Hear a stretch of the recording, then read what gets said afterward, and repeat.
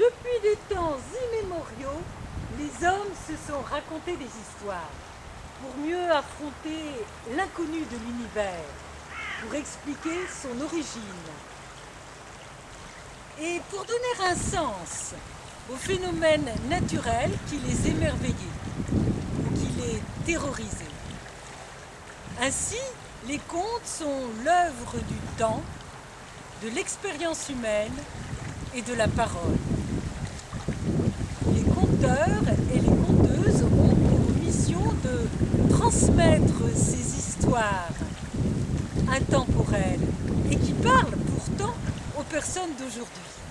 Si moi-même, Emma, j'ai choisi d'être conteuse, c'est surtout parce que j'ai un grand plaisir à raconter ces histoires qui expriment la sagesse des peuples.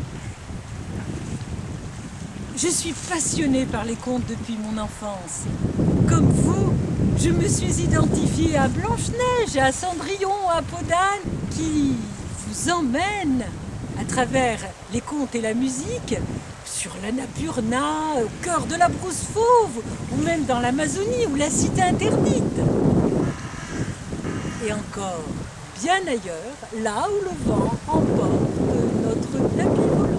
J'ai compté dans des écoles, dans des musées, dans des médiathèques. J'ai compté lors de fêtes ou de balades.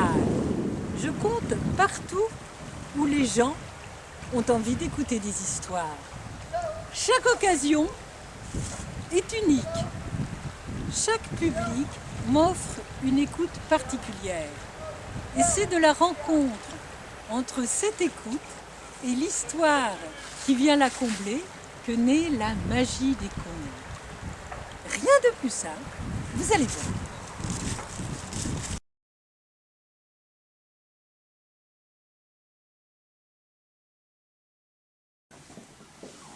C'était pas un Père Noël.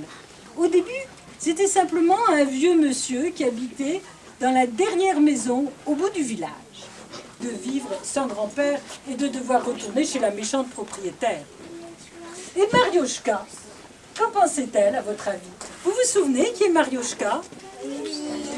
C'est la chatte. Et bien figurez-vous que Mariochka avait très envie d'aller vivre dans la forêt comme une chatte, tout à fait sauvage. Et finalement, le jour où grand-père a commencé à charger son traîneau avec des fourrures pour avoir bien chaud dans le petit refuge, avec les provisions, les fusils, les munitions, eh bien, il était bien clair que Dounia et Mariochka avaient décidé de partir avec lui. Il avait sur la tête comme deux chandeliers d'argent qui brillaient sous la lune. Et pendant qu'il bondissait sur la glace, Dounia avait cru voir qu'il avait des sabots d'argent. Elle est allée se coucher. Et le lendemain, elle a guetté toute la journée le retour du renne. Elle était derrière la porte et elle attendait. Et à un moment, elle a entendu le bruit des sabots sur la glace. Tout doucement, elle a ouvert la porte et il était là. Le même animal que la veille. Alors, elle a tendu la main et lui a dit « Donne la patte, s'il te plaît, donne-moi ta patte. » Et le renne a posé sa patte dans la main de la petite fille. Et là, elle a bien vu qu'il avait un sabot d'argent. Et quand elle a lâché la patte du renne, eh bien, le renne s'est mis à frapper de son sabot d'argent sur la glace. Et à chaque fois qu'il frappait de son sabot d'argent sur la neige, il en jaillissait des étincelles. Des étincelles de toutes les couleurs. Les étincelles rouges retombaient en rubis. Les étincelles jaunes en topaze. Les étincelles bleues en saphir. Les étincelles blanches ou argentées en diamant.